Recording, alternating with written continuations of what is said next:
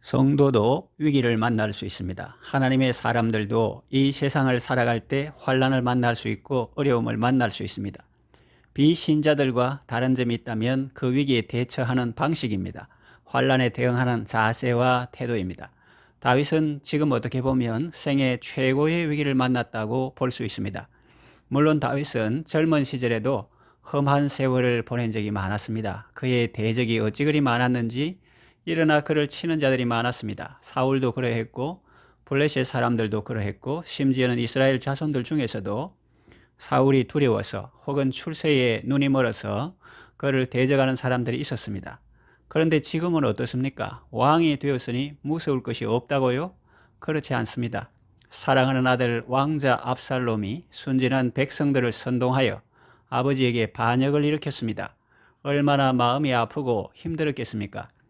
물론 그 아들의 반항과 반역은 다윗 자신의 우유부단함과 어느 정도 연관이 있고 또 과거 자신의 죄와도 연관이 있습니다. 압살롬은 자기 여동생을 강간한 암논을 왕이 왜 엄벌하지 않는지 불만이었습니다.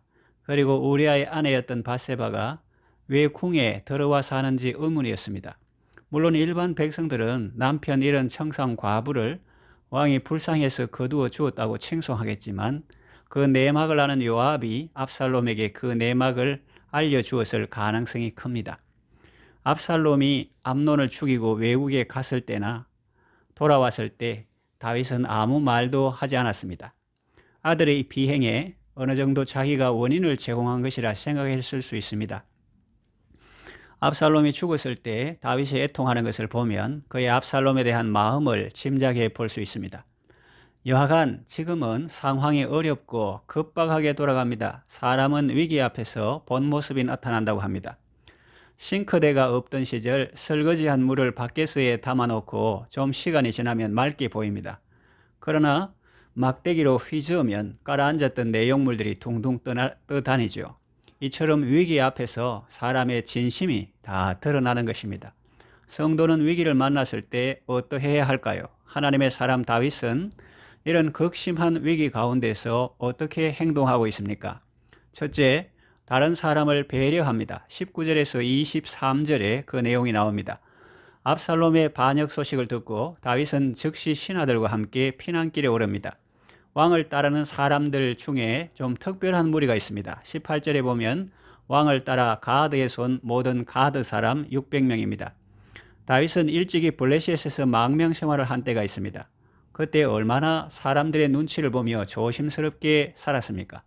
다윗은 망명자의 비애를 압니다. 그런데 이 사람들은 다윗을 따라 가드에서 온 사람들입니다. 블레셋에서 이스라엘로 온 사람들입니다. 보통 사람들은 자기가 어려움을 만났을 때 함께하는 사람이 많으면 좋아합니다. 힘 있는 사람이 오면 좋아합니다. 그런데 다윗은 좀 다릅니다. 자기보다 남을 먼저 생각합니다. 19절에서 20절 그때 왕의 가드 사람 이때에게 이르되 어찌하여 너도 우리와 함께 가느냐? 너는 쫓겨난 나그네이니 돌아가서 왕과 함께 네 곳에 있으라. 너는 어제 왔고 나는 정처 없이 가니 오늘 어찌 너를 우리와 함께 떠돌아다니게 하리요? 너도 돌아가고 내 동포들도 데려가라. 은혜와 진리가 너와 함께 있기를 원하노라. 그럽니다. 진정 그들을 사랑하고 배려하고 또 축복까지 하고 있습니다. 이것이 환난 날에 드러나는 하나님의 사람의 마음입니다. 그는 자신의 위신이나 안위보다 형제를 먼저 생각하고 배려합니다. 그런데 이때도 보통 사람이 아닙니다. 21절 이때가 왕께 대답하여 이르되 여호와의 살아계심과 내 주 왕의 살아계심으로 맹세하옵나니 진실로 내 주 왕께서 어느 곳에 계시든지 사나 죽으나 종도 그곳에 있겠나이다. 가만 들어보면 룻이 나오미에게 한 말과 비슷합니다. 다윗은 나와 함께 가서 고생하지 말고 새 왕과 함께 편안한 생을 보내라고 했지만은 그는 다윗을 내주 왕으로 부르며 충성된 신하의 모습을 보여주고 있습니다. 하나님께서 그들을 다윗에게 붙여주신 것입니다. 위기를 만났을 때 조급한 마음을 버리고 하나님 안에서 넉넉한 마음을 가지고 형제 사랑의 삶을 살 때 하나님의 은혜가 임하는 것을 볼 수 있습니다. 둘째, 하나님 중심으로 생각합니다. 24절에서 29절에 그 내용이 나옵니다. 사독과 모든 레위 사람들이 하나님의 언약 궤를 메어다가 하나님의 궤를 내려놓고 아비아달도 올라와서 모든 백성의 성에서 나오기를 기다리고 있습니다. 다윗에게는 아주 고무적인 일이라고 볼 수 있습니다. 제사장들이 함께 한다는 것은 정신적으로 큰 힘이 되니까요. 서구의 역사를 보면 게르만족 이동 초기에 교황청은 힘이 약했고 세속 군주는 정당성이 없었습니다. 그래서 서로 야합을 했습니다. 교황청은 세속 군주에게 정당성을 부여해주고 세속 군주는 교황청을 외부의 위협으로부터 보호해 준다는 명목이었습니다. 그런 밀월의 시기가 있었습니다. 그런 걸 보면 정치 지도자들은 물리적인 힘만 아니라 정치 권력의 도덕성이나 정당성에도 많은 관심을 가지고 있는 것을 알 수 있습니다. 제사장의 무리가 다윗을 따른다면 반란군은 도덕적 영적 우위에서 밀릴 것이고 다윗은 왕권을 회복할 수 있을 것입니다. 그런데 다윗의 행동은 특이합니다. 그들을 성 안으로 다시 돌려보냅니다. 25절에서 26절 왕이 사독에게 이르되 보라 하나님의 궤를 성읍으로 도로 메어가라. 만일 내가 여호와 앞에서 은혜를 입으면 도로 나를 인도하사 내게 그 궤와 그 계신대를 보이시리라. 그러나 그가 이와 같이 말씀하시기를 내가 너를 기뻐하지 아니한다 하시면 종이 여기 이사오니 선히 여기시는 대로 내게 행하시옵소서 하리라 그럽니다. 그는 자기 중심으로 생각하지 않고 하나님 중심으로 생각하고 있습니다. 예루살렘이 파괴되는 것을 원치 않았습니다. 자기 왕국을 세우는 것이 아니라 하나님의 나라를 세우는 일에 힘썼고 자기 왕권을 회복하는 일보다 하나님의 뜻이 이루어지기를 원했습니다. 하나님은 다윗의 중심을 보셨습니다. 환난 중에 드러나는 그의 마음을 다 보셨고 그의 이런 마음을 기뻐하셨을 것입니다. 셋째, 하나님의 은혜를 구합니다. 30에서 37절에 그 내용이 나옵니다. 설상가상이라고 할까 다윗이 버선발로 피나기를 가는데 어떤 사람으로부터 소식이 들어왔습니다. 그것은 압살롬과 함께 모반한 자들 가운데 아히도벨이 있다는 것이었습니다. 다윗은 깜짝 놀랐습니다. 아히도벨 그는 어떤 사람입니까? 15장 12절 다윗의 모사 길로 사람입니다. 16장 23절에 보면 아히도벨이 베푸는 계략은 사람이 하나님께 물어서 받은 말씀과 같은 것이라.